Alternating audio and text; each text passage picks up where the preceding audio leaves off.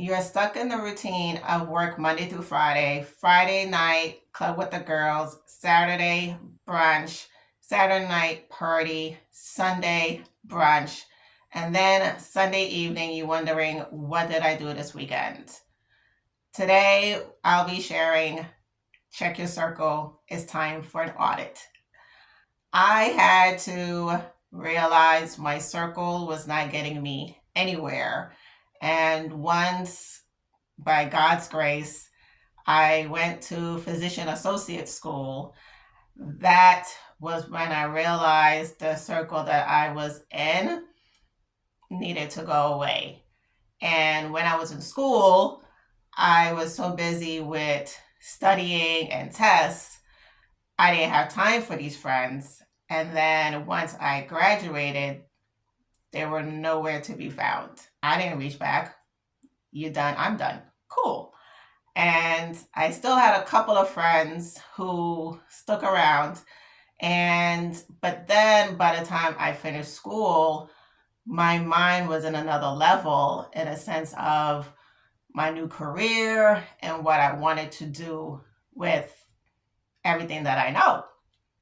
But I had friends who were still about clubbing and still just being mundane. But I wanted to do more. I wanted to travel. I wanted to invest. But it was hard to have those conversations with them when they looked at me side eye like, why you want to do that?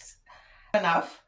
A year after I graduated from physician associate school, God moved me to Georgia. At first, I was not happy because Brooklyn, New York City is all I know. And respectfully, I thought, what in the world is in Atlanta, Georgia? There's nothing for me here. And it was hard for me to even meet cool people. And eventually I did. But even with that, I didn't know how to choose friends at all. It was more of, oh, cool, you're from New York? Okay, let's hang out. Oh, cool, you're from the Caribbean? Okay, let's hang out. And realizing years later, we really didn't have that much in common besides the surface stuff, but not the deep stuff. I had to do my own audit after a life experience, which I shared in my book I wrote, Disempowered to Disappointment, and the link is in the bio. And during that time, I realized, okay, I thought the friends I had were good friends and they had good character, and I realized they did not. And here are 5 things for you to do during your audit of your circle, and to make sure you do this audit frequently because you are evolving. The person you are in your 30s is not the same person you were in your 20s. The person you are in your 20s is not the same person you were in your high school days. And by God's grace, I have a few friends who we've both evolved throughout the years. Hence why I still have a couple of great friendships over 20 years in the making, because we both have evolved and we're growing and our conversations grow as well. It's not the whole, oh, you remember college? You remember all these experiences? Like, there's more to life than going down old memory lane, which is a beautiful thing to do with your friends, but there's a present and future that is awaiting you with that new character, with that new mindset. The first criteria to look for when you're doing your audit is, are your friends supportive? Do they have your back? Do they, at good times and bad times, or are they just there for the good times, and in the bad times, you just like, where are my friends? Make sure you have supportive friends. Number 2, make sure there's no drama, no toxicity. The conversation is not, oh, did you see what happened, Real Housewives?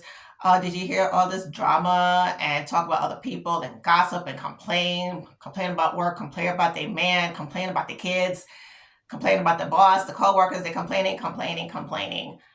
You don't want that type of friendship because then that energy runs off on you. Then you find yourself complaining and you wondering, why am I complaining? This is nothing to complain about. And it's important that you watch the energy of the people that you're with who are drama and toxic. And I know for me, I had friends like that, that God respectfully had them exit. And my life has been better because now I have conversations that are uplifting and encouraging.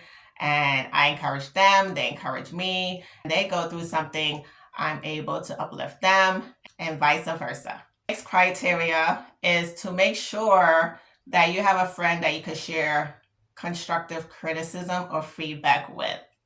And as I mentioned before, wrote a book, and this one friend who I'm still friends with now, I had to share feedback with her of how I felt about something.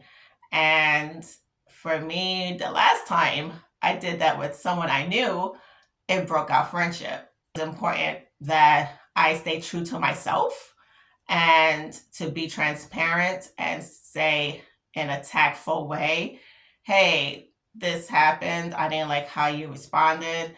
And what are your thoughts? And it is important that you could have that type of heart to heart with your friends, because if you just keep everything surface and make sure don't everyone is tippy toeing, everyone's on eggshells, that's not a friendship. You're people pleasing, and you might as well just let go of that friendship. Matter of fact, that's not even a friendship. I don't know what the term is, but it's not a friendship. It is important that you are able to share your feedback with somebody and set those healthy boundaries to know, hey, if this is on my heart, I would like this to be shared. If it can be received in a heart to heart way, then maybe this friendship is not what I thought. And leading to the next thing, knowing how to say no, set boundaries, as I mentioned earlier. When I moved to Georgia, I was called the yes girl. And I even had someone tell me, oh, I call you about doing things because you always say yes. When she said that, I was like, oh, mental note. And I believe months later, that's when I discovered the book Boundaries, and that changed my life. And I started to say no. And first I said no because I just wanted to say no to see what their responses were.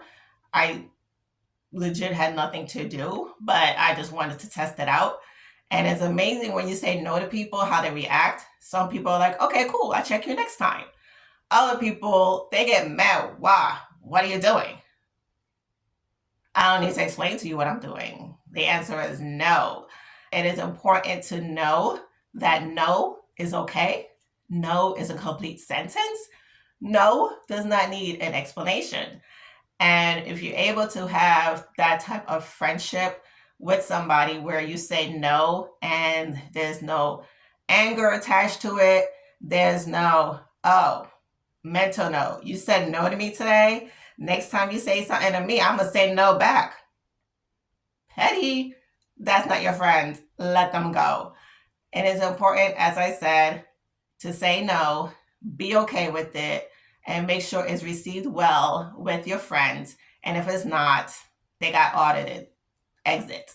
And also, it's important that you're both growing individually and collectively.